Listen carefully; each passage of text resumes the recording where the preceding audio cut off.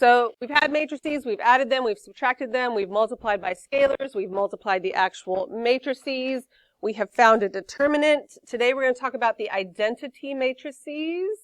So if I have an identity matrix, it's denoted by a capital I, and this little subscript's an N. So it's not the word N, it's a little subscript. It represents a number. Okay. And identity is always a square matrix that when multiplied by another matrix equals the same matrix. So that's like 1 is our identity number, because anything times 1 gives you the same thing back. This is just basically a matrix that does that. Okay, so if A is an n by n matrix and I is an n by n identity matrix, then A times I sub n equals A. And because remember, when you multiply matrices, A times B and B times A, not necessarily the same thing. For the identity it is. So I sub n times A is equal to A. Okay. So an identity matrix, the way you write them, it contains 1s along the main diagonal and 0s for the remaining elements. So if I have a 2 by 2 identity matrix, this is going to be an I sub 2. It's going to look like this. This is your main diagonal. And then that is the rest of the zeros. That's an identity matrix. For a 3 by 3, I sub 3, get 1s along there,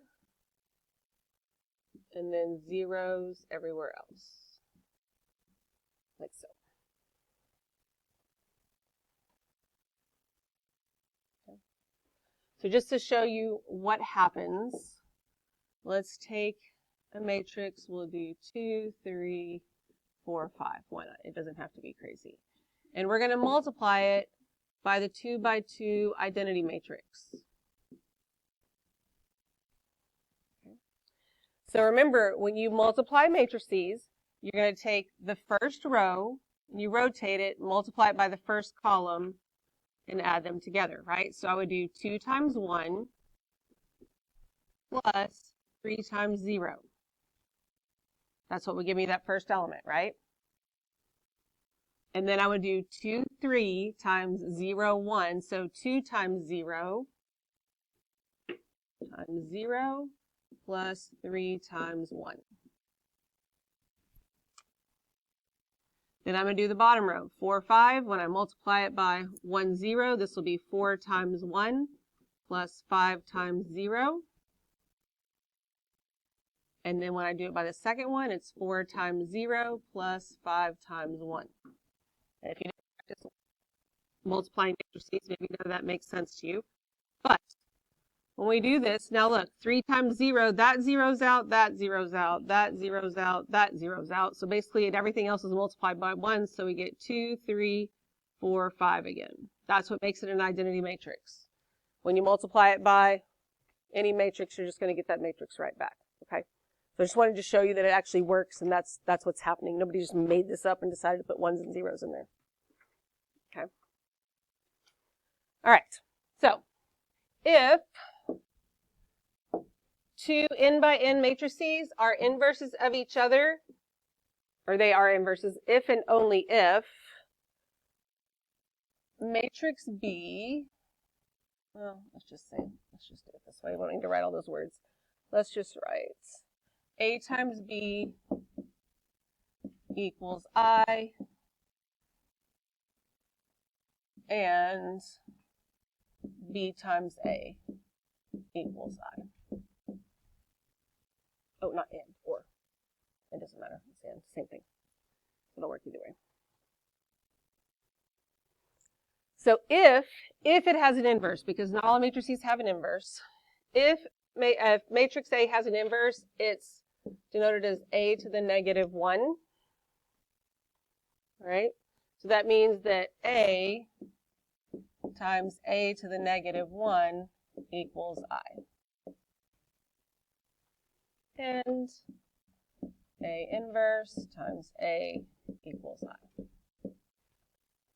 So that's why like 8 and 1/8 are inverses of each other, because when you multiply them together, you get 1, right? So what is 8 to the negative 1 power? 1/8, right? 1/8. And so if I take 8 times 1/8, I get 1. So what makes it the identity, right? 1 is your identity number. So the inverse of 8 is 1/8. That's what's happening there. Okay. But we don't just flip matrices over. It doesn't work that way. Like this is the way it works for whole numbers and fractions, but that's not the way it works for matrices. All right, so the first thing we're going to do here is we are going to determine whether a pair of matrices are inverses or not. So in order to do that, we are going to multiply them together, right? So when I do that, I'm starting with -1, 2, and I'm multiplying it by these, right? Remember how that works? So -1 times 5 is -5 plus 2 times 3 is 6. And then I'm going to do the top row with the second column. So that's going to give me -2 plus 2. I'm going to do the bottom row with the first column. This is going to give me 15 minus 15. Bottom row with the second column, that's going to give me 6 minus 5. And then when I combine all that, I get 1, 0, 0, 1.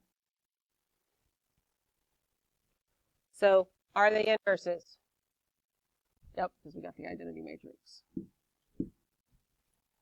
Okay. Easy enough? All right, let's do 2. So -6 times -5/3. First of all, that's going to be positive, right? And if you're going to multiply it, and if you want to come off to the side, let's not be afraid of fractions. 6 divided by 3 is 2. 2 times 5 is 10. So that's a positive 10. -3 times 3 is -9. Now let's think about this. We're not just multiplying to get an answer. We're multiplying to see if it's going to be an inverse. And if it's going to be an inverse, then this first number here has to be a 1, right? So far, so good. Yes? Otherwise, maybe I could go ahead and stop. All right, so let's do the top row with the second column. So this is going to give me 6 minus 6. So that's going to be 0. That's looking good so far. We could even go as far as to go ahead and do this and be like, all right, that's working out nicely. I'm just writing them down so I don't lose you or forget where I was. Then if I'm going to do 9 times -5/3, what is that going to give me? -15. -15, then plus 15. That gives me a 0 there. That's nice. And then -9 plus 10. That gives me a 1. So this is a yes also. Everybody good so far? All right. Let's look at 3.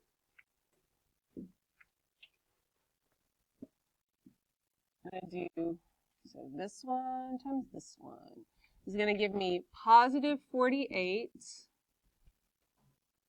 plus 48. So what do you think right now? I'm going to go with a no, right? And then if you think it's automatically no, like do we have to do the rest of it? No. But I would double check that I actually multiplied the correct numbers together and did it right, just so I don't stop too soon. So I am doing the right thing. 8 times 6 is a positive, that's a positive 48. 3 times 16, that's a positive 48. And so this is going to give me a 96 right here. So without doing anything else, we can say no. All right. That makes sense? We good? All right. I think you got the hang of it, but we're going to do number 4 just because of the fractions, because I think some of us still are, we like to freak out a little bit too much about things. So if I'm going to multiply this, it helps me to circle at least one of them so I can keep track. So first of all, I'm going to do a negative times a negative. I know that's a positive. If I got a whole number times a fraction, I just multiply straight across. This is just going to give me 3/4, right? And then negative 2 times negative 1/8, that's going to be a positive. And you can think of it as a positive 2/8. Then that becomes a positive 1/4. All right, so if I add 3/4 and 1/4, what do I get? 1. Okay, so I want that to be a 1. It looks good so far. So then negative 3 times a negative 1/16, that's just going to be a positive 3/16. And then negative 2 times a negative 3/32, that's going to be a negative. And then, remember, you can reduce these first. 2 times 3/32. How many times does 2 go into 32? And what's 32 divided by 2? 16. So this is going to be minus 3/16, which is what we were kind of hoping for, right? So 0. Then negative 4 times negative 1/4 is a positive 1, right? 8 times a negative 1/8 is a negative 1. Gives me 0 right there. Still looking pretty good, right? Negative 4 times a negative 1/16. That'll be positive, and 4/16 will give me 1/4. And then 8 times 3/32. That becomes 24/32, but then you have to reduce that. That's why I like doing it like this better. 8 times 3/32. How many times does 8 go into 32? 4. So you really just have 4 times 3, which is what? Wait, what did I do wrong? I did something wrong. Oh, what am I doing? I'm trying to reduce this completely. 8 doesn't. Wait a minute. I don't know what I'm doing. It is 24/32. I know, but then somehow I was like reducing things completely. I'm getting 12. Oh, it's 3/4. I was getting 4 in there. I'm sorry. I'm having a moment there. Whew. I wasn't writing it down. That was part of my problem. And then what's 1/4 plus 3/4? 1. I was going to put my 4 in the numerator and do 4 times 3, which is 12, which is a very common mistake, but makes absolutely no sense. So that's where I was losing myself. All right. We all good then? Don't freak out over fractions. Write down more stuff if you need to write it down. It's totally fine. All right. So does an inverse exist? Not all matrices have an inverse. Okay. Matrix A does not have an inverse if the determinant of A equals 0. Okay. So we looked at 2 that were inverses of each other. Now we have to look at how do I find the inverse. And we do that using the determinant, okay? So even though this looks like the absolute value, that also means that's the determinant of A. So 1 over that. We're not actually dividing by anything. There's no division with matrices. And then look what happens with this right here. A and D switch places, and C and B stay the same, but you change the signs, okay? And that's how we determine our inverse. So we first have to come up with the determinant. Do you remember how to find the determinant? We did this yesterday, right? Diagonals, yeah. Duh, right? Down minus up. So to find the determinant, I do this. So the determinant of A then is equal to 3 times 4, which is 12, minus, then the up one is going to be 6. My determinant is 6. Okay? We okay with that? So if I want to call this, we'll just call this A. So A inverse is going to equal the determinant, 1 over the determinant, so 1/6. And then here's what I do with these numbers in here. A and B, the first one we do, the down one, they switch places. So this becomes 3, this becomes 4. The other 2 stay in the same place, but you change the signs. Okay, we good on that? And we're only going to find the for the 2x2s, because the 3x3s get a little bit more wacky. And when you get into the crazy stuff, you're going to have the calculators for that, but it is important for you to understand how it all works first. Now, this is just the scalar multiplication. This was the first thing that we ever did, and so I'm just going to take that 1/6 and multiply it by each number in there. So 1/6 times 3 gives me 3/6, which is 1/2. 1/6 times 1 is 1/6. 1/6 times 6 is 1. 1/6 times 4 is 4/6, which is 2/3. Okay? Everybody okay with that? Even if it's kind of weird, kind of simple, right? Just gotta remember your little tricks there. Okay, so let's look at 6. We're going to find the determinant first. So I do the down, which is -8, minus the up, which is also a -8. And what's -8 minus a -8? 0. And what happens when your determinant is 0? There's no inverse. No inverse. So you don't have to do anything else. Because you'd end up multiplying by 1/0, and you can't do that. Okay? We good on that? All right, so one more. We're going to find the determinant. We do down, it's a +10, minus up, which is a +36. So my determinant is a -26. We agree with that? All right, so then my inverse is going to equal 1/-26. And then you fill in your numbers next to it. Let's make sure we understand what to do with those.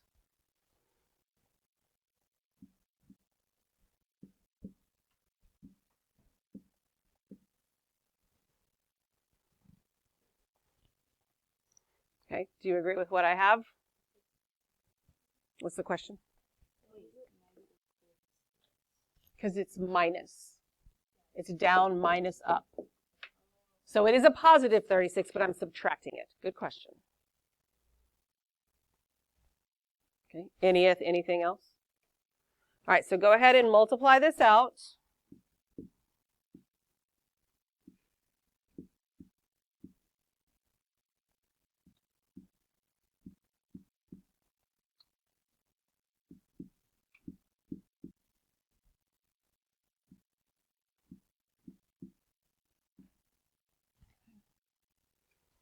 And then check yourself with me when you're done.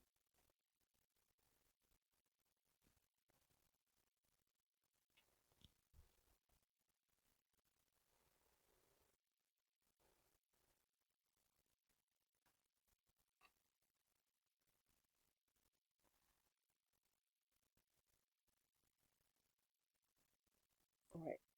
Any questions about where anything came from? Maybe I should have checked my own answer. Why did I get 5/26? Oh, because I multiplied 1/-26 times -5.